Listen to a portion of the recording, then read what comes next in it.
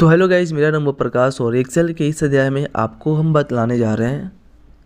तो hello guys मेरा नाम वो प्रकाश और एक्सेल के आज के वीडियो में आपको बतलाने जा रहे हैं फाइल मेनू के बारे में। एक्चुअली फाइल मेनू के अंदर बहुत सारे ऑप्शन हैं, सारे ऑप्शन का वर्क क्या क्या इसके बारे में आपको बतलाने जा रहे हैं। इसके पिछले वाले वीडियो में हमने आपको बतलाया था कि कौन से जब भी हम MS एक्सेल को ओपन करते हैं तो किसको किस किस नाम से जानते हैं, उस वीडियो को कवर किया था। बट इस वीडियो में आपको कवर करने वाले हैं कि फाइल मेनू के अंदर में बहुत सारे ऑप्शन आता है, सारे ऑप्शन का यूज़ कैसे करते हैं। तो अगर जो भी मेरे चैनल पे न्यू है ना, प्लीज़ आप मेरे चैनल को एक बार लाइक शेयर सब्सक्राइब जरूर कर दीजिएगा, क्योंकि ये चैनल न्यू है और हम चाहते हैं कि मेरा चैनल बहुत ही अच्छा से ग्रो हो, क्योंकि आप लोगों को अच्छा से सपोर्ट मिले और एक बहुत तेज़ी से टैली में और बहुत सारे एप्लीकेशन के बारे में नॉलेज हो। साथ ही मैं आपको बतला देना चाहते हैं कि जो लोग भी मेरे इस वीडियो से ऑनलाइन पढ़ाई करते होंगे और जो लोग भी अच्छे से सारे नॉलेज ले लेते होंगे, उनको मेरे इंस्टीट्यूट की तरफ से सर्टिफिकेट भी प्रोवाइड किया जाता है।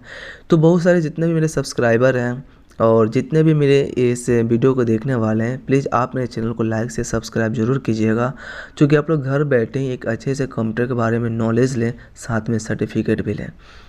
तो अगर सर्टिफिकेट लेने का हम सारे प्रोसेस बतलाएंगे, एक ऐप परचेज़ करने वाले हैं, अगर ऐप परचेज़ भी नहीं होता है ना, तो आप इस वीडियो के हेल्प से पढ़िए, पहले अच्छे से नॉलेज लीजिए, उसके बाद हम बहुत सारे क्वेश्चन आएगा, वो सारे क्वेश्चन का आंसर दीजिए, उसका आपको सर्टिफिकेट इशू भी दिया जाएगा। बट अभी आप पूरे के पूरे माइंड लगाइए कि पढ़ाई पे कि हम नॉलेज ले तो कैसे लें, कितने अच्छे से नॉलेज ले इसके बारे में। तो बात होता है कि सबसे पहले हमने MS एक्सेल का पहले वीडियो को तो देख चुका हूँ, और सबसे पहले आपको इस सेकेंड वीडियो में जो फाइल मेनू के पूरे ऑप्शन के बारे में बतलाया जा रहा है, पहले आप ऑप्शन के बारे में अच्छे से समझिएगा।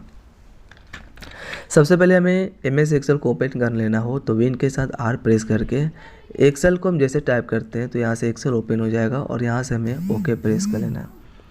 और जैसे हम OK प्रेस करते हैं तो देखिए यहाँ से एक्सेल का फाइल ओपन हो गया। अब बात ये होता है कि जब भी एक्सेल ओपन होता है तो हम किसको क्या क्या बोलते हैं तो बतला चुके हैं। अब फाइल मेनू के अंदर में आइए तो देखिए यहाँ पे बहुत सारे ऑप्शन है, save, save as, open, close, info, बहुत सारे ऑप्शन हैं। बट आप इस सारे ऑप्शन का यूज़ तो कैसे कीजिएगा, तो अगर आप कोई डेटा लिखे रहिएगा तभी तो ये ऑप्शन का रिवाइज कर सकते हैं, नहीं तो कहाँ से रिवाइज होगा। तो आपको लिखने के लिए सिंपल तरीका है कि आप ये सेल को सिलेक्ट कर लीजिए, इतना सेल को सिलेक्ट कर लीजिए। क्लियर? देखिए सिलेक्ट कैसे होगा, एक आप यहाँ पर क्लिक कर लीजिए, शिफ्ट बटन को दबाए रखिएगा और यहाँ पर लास्ट इस कोने पर क्लिक कर दीजिए। देखिए सिलेक्ट हो गया। या सेकेंड रूल है कि आप माउस के लेफ्ट बटन को दबाए रखिए और सिलेक्ट कर लीजिए, ड्रैग करके सिलेक्ट हुआ। या आप शिफ्ट के साथ लेफ्ट बटन से भी सिलेक्ट कर सकते हैं। जैसे आप राइट और डाउन बटन प्रेस कीजिएगा तो आप थोड़ा सा डाउन में आइएगा और यहाँ से सिलेक्ट हो जाएगा। सिलेक्ट हुआ। अब हम यहाँ पे लिखते हैं 9507 ये लिखे और जैसे कंट्रोल से इंटर प्रेस करते हैं तो देखिए ऑटोमेटिकली क्या हुआ, सब में फिलअप हो गया। फिर से समझिए, सबसे पहले हम यहाँ पे शिफ्ट के साथ कुछ सेल को सिलेक्ट कर लेते हैं। शिफ्ट के साथ यहाँ पे गए राइट बटन से और डाउन बटन से थोड़ा सा नीचे आते हैं और कुछ भी लिख दीजिए, जैसे हम 9885 लिखें और जैसे हम कंट्रोल से इंटर प्रेस करते हैं तो देखिए पूरे में लिखे हुए ऑटोमेटिकली फिलअप हो जाएगा। हमें लिखे हैं पेज को फुल करने का वर्क है, क्योंकि हम ऑप्शन के बारे में रिवाइज करा दें। सबसे पहले फाइल पे जब क्लिक करते हैं तो यहाँ पे ऑप्शन आता है सेव। अगर मान लीजिए कि आपने इस डेटा को बना कर रखे हैं और चाहते इस डेटा को हम सेव करें, तो सेव कैसे कीजिएगा, तो हम फाइल पे क्लिक करेंगे ना तो हम यहाँ पे सेव का ऑप्शन है, जिसे डेटा को सेव कर सकते हैं। पता है हम डेटा को क्यों सेव करते हैं, अगर आप काम करते करते जा रहे हैं अब बीच में लाइट वर्क कट जाएगा तो पूरा का पूरा डेटा क्या होगा, ख़त्म हो गया, इतना मेहनत भी आपका बर्बाद हो गया। इसीलिए आप जब भी कोई भी काम करें नो तो आपको मिनटों में सेकेंडों में इस डेटा को सेव करते रहना चाहिए, क्योंकि मेरा डेटा क्रैश ना करे। अब जैसे फाइल पर क्लिक करते हैं और सेव पर क्लिक करेंगे तो यहाँ पे एक ऑप्शन आता है कि आपने जो डेटा बना कर रखे थे उसको किस नाम से सेव करना चाहते हैं। तो आपको बताया गया होगा कि एक्सेल में जब भी हम कोई भी काम करते हैं, क्लियर समझिएगा, ध्यान से हर बात को सुनिएगा। अगर हम एक्सेल में जब कुछ भी काम करते हैं, उस डेटा को हम जब सेव करते हैं तो बाय डिफ़ॉल्ट जो सेव होता है ना बुक के नाम से होता है। क्लियर? अगर कोई पूछे कि MS एक्सेल में जब कोई डेटा को सेव किया जाता है तो बाय डिफ़ॉल्ट किस नाम से होता है, तो बोलिएगा बुक के नाम से। और इस डिफ़ॉल्ट नेम को हम चेंज कर सकते हैं। अगर कोई पूछे क्या किसी भी एप्लीकेशन सॉफ्टवेयर का डिफ़ॉल्ट नेम चेंज होता है, तो हाँ, डिफ़ॉल्ट नेम चेंज होता है बट एक्सटेंशन नेम कभी भी चेंज नहीं होता है, ये ज़रूर भूलिएगा। क्योंकि ये जो डिफ़ॉल्ट नेम क्या बुक है, आप बुक के नाम को चेंज कर सकते हैं, हम लिख सकते हैं डाटा 89, ये हम लिख सकते हैं। और देखिए इसके पहले क्या था, बुक के नाम सेव करता था, क्या वो 98 के नाम से डेटा सेव हुआ, तो एक्सटेंशन डिफ़ॉल्ट नेम तो चेंज हो गया। अब इसे कहाँ पे सेव करना है, डॉक्यूमेंट में सेव करना। डॉक्यूमेंट को सिलेक्ट कर लिए और सेव पर क्लिक करेंगे, तो हुआ क्या है कि उतना जो डेटा है ना वो डेटा आपका सेव हो गया। समझ गए अच्छा से। अब मान लीजिए कि आप इसे क्लोज कर दीजिए, क्लोज किए, फिर से नेक्स्ट दिन जैसे आप आइएगा तो अब एक्सेल को ओपन कीजिएगा नो, तो जैसे आप एक्सेल को ओपन करते हैं तो यहाँ से आप इसे मैक्सिमाइज़ कर लीजिए, और मैक्सिमाइज़ करने के बाद देखिए आप जो डेटा बना कर रखे थे इसे आप ओपन पर क्लिक कीजिए। ओपन पे क्या किए, क्लिक किए। किस नाम से किए थे, डाटा के नाम से, 98 के नाम से। देखिए डाटा 98 के नाम से यहाँ पे आ गया। अब यहाँ पे एक चीज़ और न्यू देखने को मिल रहा होगा, .xlsx, ये क्या होता है, एक्सटेंशन नेम होता है। यहाँ पे देखिए जब हम इसे बड़ा करते हैं तो जितना भी x लिखा हुआ होगा ना, सारे का सारा एक्सेल का फाइल है। लेकिन यहाँ पे देखिए डिफ़ॉल्ट नेम किसी का सेम नहीं है, किसी का सेम नहीं है, सबका अलग अलग है। एक तो अब पहचान में चल रहा है कि जब एक्सेस लिखा हुआ था समझिए कि वो जो डेटा मेरा बना हुआ है वह एक्सेल का डेटा है।